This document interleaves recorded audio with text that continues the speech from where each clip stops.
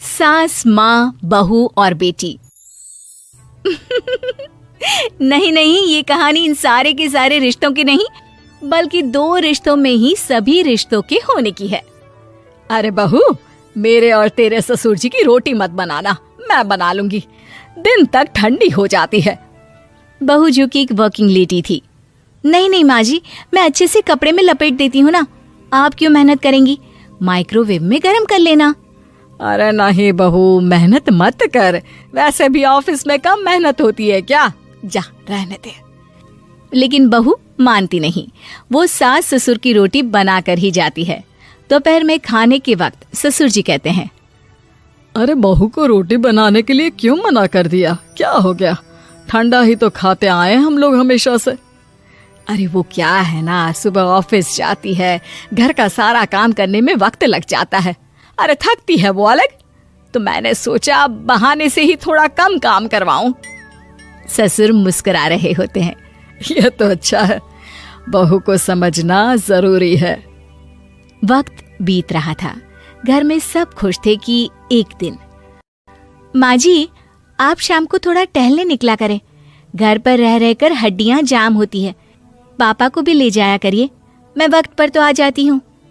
बहू ठीक 5 बजे ऑफिस से घर आ जाती है। फिर चाय नाश्ता बनाकर सास ससुर के साथ बैठती, उन लोगों को सारा दिन का हाल बताती। रात को पति घर आता है। क्या बात है बेटा, ऑफिस से आकर कभी हम लोगों के साथ भी बैठा कर। अरे माँ, दिन रात काम करके मन ही नहीं करता, अगले दिन की फिर तैयारी होती है, आप और पापा ही कमरे में आ जाओ। इससे अच्छी तो बहू है, कितना भी थकी रहे, घर आकर हम लोगों के लिए चाय नाश्ता बनाना, फिर बातें करना। बहू ना होती तो हम बुढ़ा बुढ़िया तो बैठे ही रह जाते। सास और ससुर अब बहू के कहने पर शाम की सैर पर निकलने लगते हैं। सास की कई सहेलियां बनती है तो ससुर को भी कुछ बुजुर्ग लोगों का ग्रुप मिल जाता है। कैसा रहा सहेलियों के साथ शाम का वक्त? हम लोगों ने तो भाई खूब योगा किया। अरे हम लोगों को गप्पों से फुर्सत ही नहीं होती। वैसे मिसेस मल्होत्रा आज बहू के बारे में कुछ बोल रही थी। तभी वहां ऑफिस से बहू आ जाती है जो जींस और टॉप में होती है। क्या बात है माँ, क्या कह रही थी आपकी सहेली आपकी बहू के लिए? सास इस बार बहू को कुछ अलग तरीके से देखती है और उल्टा सवाल ही दाग देती है। क्या कह रही थी वो हटा, ये बता, तेरे ऑफिस में तो मर्द भी काम करते होंगे ना? बहू जो अब तक मजाक कर रही थी वो सीरियस हो जाती है। मर्द होंगे नहीं माँ जी, मर्द ही ज्यादा है, हम 5 ही लड़कियां हैं ऑफिस में। अरे तो अच्छा लगता है क्या ऐसे कपड़े पहनती हो? कल से तुम ना साड़ी पहनकर ऑफिस जाना, और हाँ, शाम का नाश्ता थोड़ा जल्दी बनाया करो, नाश्ता बनाकर बाद में ही ऑफिस के कपड़े चेंज करने जाना। बहू को समझ में नहीं आता कि सास को हो क्या गया है, लेकिन वो कुछ नहीं कहती, सीधे किचन में जाकर चाय नाश्ता बनाती है और सास ससुर को दे देती है। अगले रोज बहू ऑफिस के लिए तैयार होती है तो खूब सुंदर सी साड़ी पहनती है और ऑफिस के लिए निकलने से पहले सास और ससुर के पैर छूती है और निकल जाती है। क्या बात है, आज मेधा के ऑफिस में लग रहा है कोई फंक्शन है। अच्छा, पता नहीं, मुझे तो बताया नहीं, वैसे तो सारी बात करती रहती है। अरे देखा नहीं कैसे साड़ी पहनकर जा रही थी? अरे वो तो मैंने ही बोला है उसे। अरे अच्छा लगता है क्या रोज रोज ऐसे सूट या जींस में जाना? बहू हो, बहू बनकर रहो, और आप भी ना मेधा मेधा मत किया करिए, बहू बोला करिए, सर पर चढ़ जाएगी तो दिक्कत हो जाएगी। सास अब बहू को बहू जैसा रखने लगती है, हर बात पर रोका टोकी, हर बात पर ताने। क्या बात है, आजकल लेट आ रही हो ऑफिस से? अरे चाय के लिए भी देर हो जाती है, हम लोग फिर पार्क में भी देर से पहुंचते हैं। सभी की बहुएं वक्त से चाय नाश्ता करा देती है अपने सास ससुर को, बस एक तू ही है जो उस वक्त ऑफिस से निकलती है। माँ जी, वो एक रास्ता पुलिस वालों ने न जाने क्यों बंद कर रखा है, जिसके कारण ट्रैफिक ज्यादा हो जाता है। मैं कोशिश करूंगी कल वक्त से पहले निकल जाऊं। ससुर देख रहे होते हैं कि बहू अब परेशान सी रहने लगी है। एक रोज, मेधा, बेटी मेधा। जी पिताजी। बेटा देख जरा कौन सी टी शर्ट अच्छी लग रही है। वो क्या है ना, शाम को सब बदल बदल कर टी शर्ट पहनते हैं, मैं भी सोच रहा हूँ कि आज कुछ अच्छा सा पहन कर जाऊं। हाँ पिताजी, ये सही है।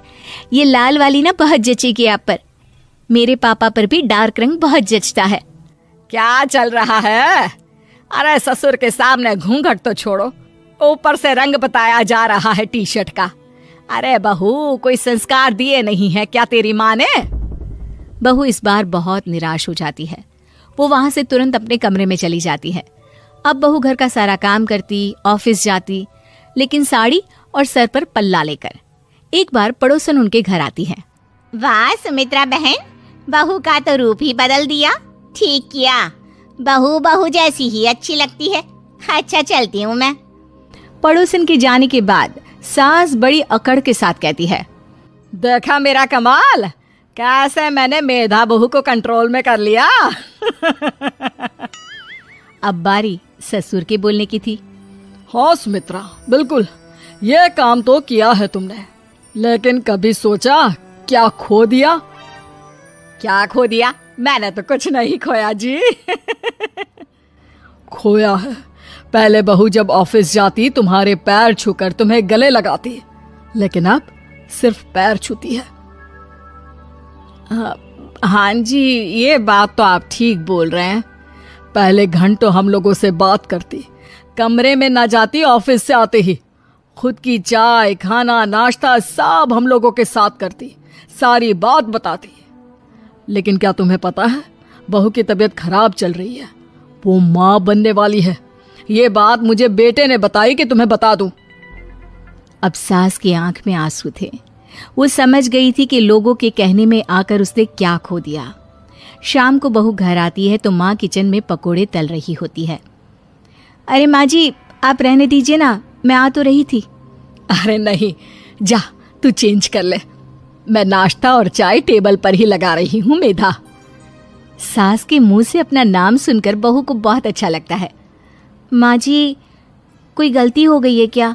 मेरे होते हुए आप काम करे, ये ठीक नहीं है। संस्कारी और समझदार बहू सास को माँ समझती है, लेकिन सास की बेवकूफी उसे सास ही बनाकर रखती है। बहू, मुझे भी थोड़े संस्कार और समझदार बनने का मौका दे, जिससे मैं भी बहू नहीं बेटी को देखूं तुझ में। और हाँ, मेरा होने वाला पोता क्या कहेगा कि दादी ने तो मेरी माँ को बहुत परेशान किया। बहू सास को गले लगा लेती है। नहीं माँ जी, वो कहेगा कि माँ को तो दादी ने बेटी बनाकर रखा है।